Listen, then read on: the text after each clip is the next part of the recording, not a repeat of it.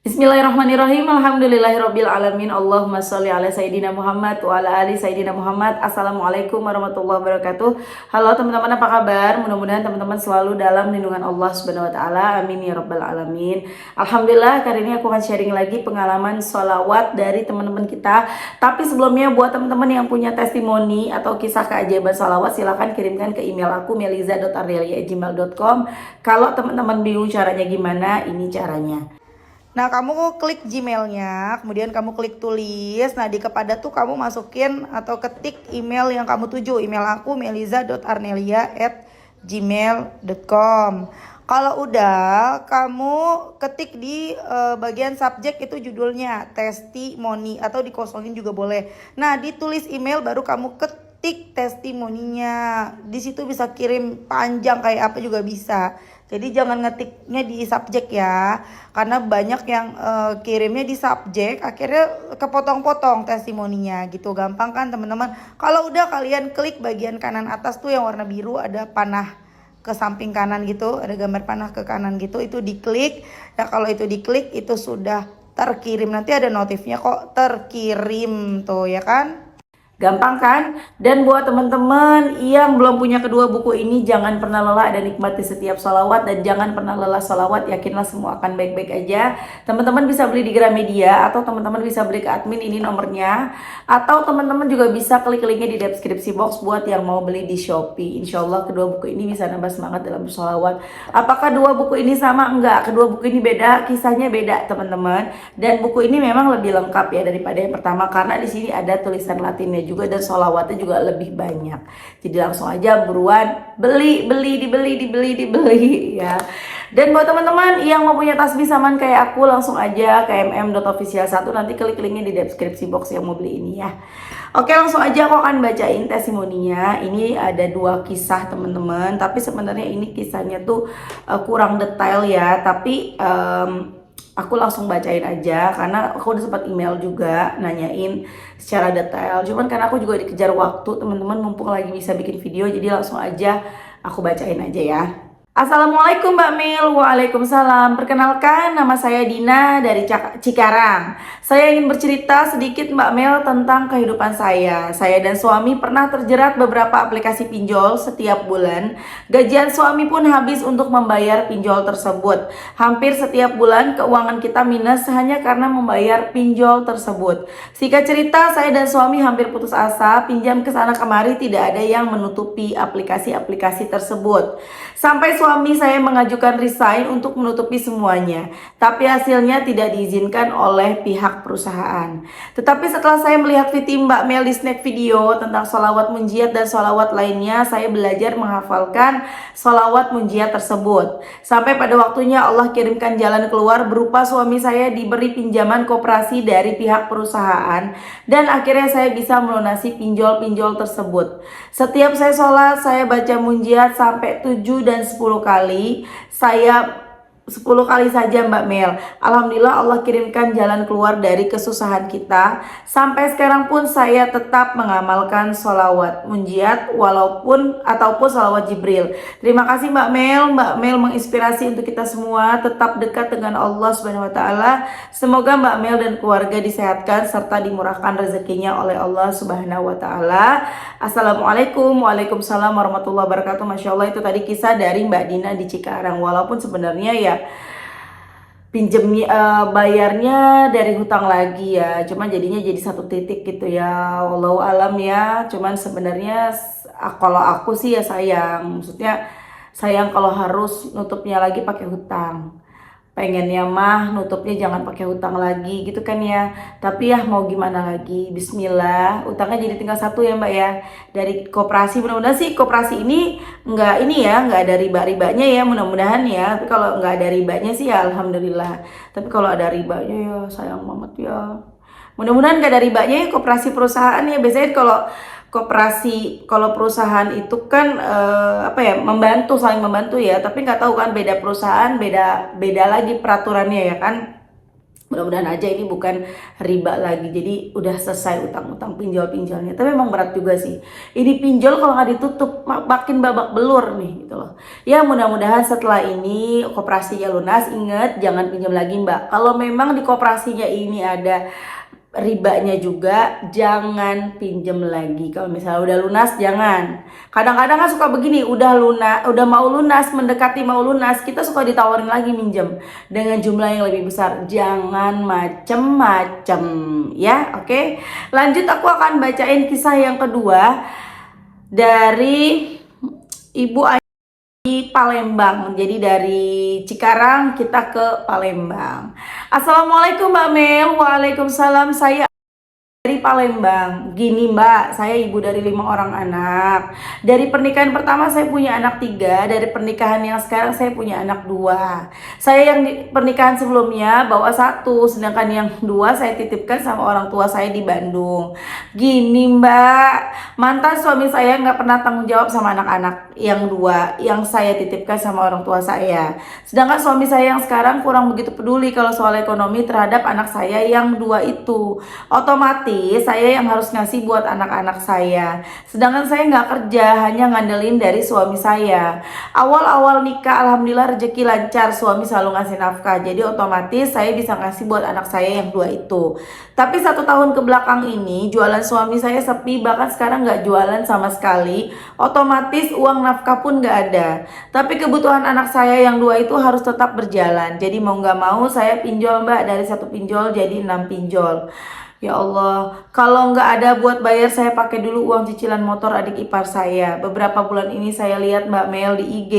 Saya amalin sholawat munjiat meskipun belum istiqomah dan itu pun cuma 500 juga udah dahsyat loh Mbak.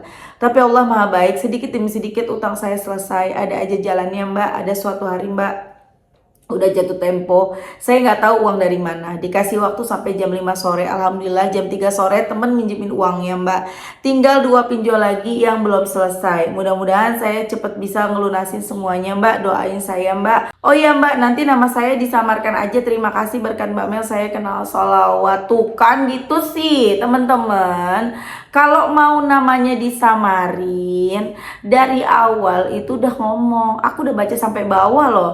Pokoknya nanti namanya aku tiba-tiba suaraku nggak ada ya. Jadi nanti pas namanya disebut suara nggak ada gitu aja ya, daripada nanti aku ngulang lagi bacainnya. Tega banget ya, jangan ya. Jadi lain kali kalau memang teman-teman mau disamarin, langsung aja dikasih nama inisial atau kasih nama samaran atau apa. Ya, jadi biar aku nggak ngulang, karena aku memang bacain testimoninya tuh kadang-kadang langsung aku baca. Langsung bener-bener baca di depan kamera, jadi nggak dibaca dulu. Apalagi kalau aku buru-buru ya, jadi langsung bener-bener bacanya ya teman-teman gitu ya kalau kirim testimoni ya. Dan Masya Allah banget ya itu tadi kisah dari Mbak Tit. Kita kasih Mbak apa ya? Mbak Ainun. Ya mirip-mirip ya. Kita kasih nama Mbak Ainun. Tadi kan aku juga nyebut ya Ainun, mirip-mirip pokoknya. Masya Allah banget itu kisah dari Mbak Ainun di Palembang. Dahsyat banget. Sedih sih ya. Dapat 3 anak, 1 dibawa mungkin yang paling kecil, yang 2 sama neneknya. Tapi yang 2 nggak diperduliin sama bapak kandungnya, nggak pernah ngasih nafkah. Terus bapak yang sekarang juga nggak bisa bantu ya.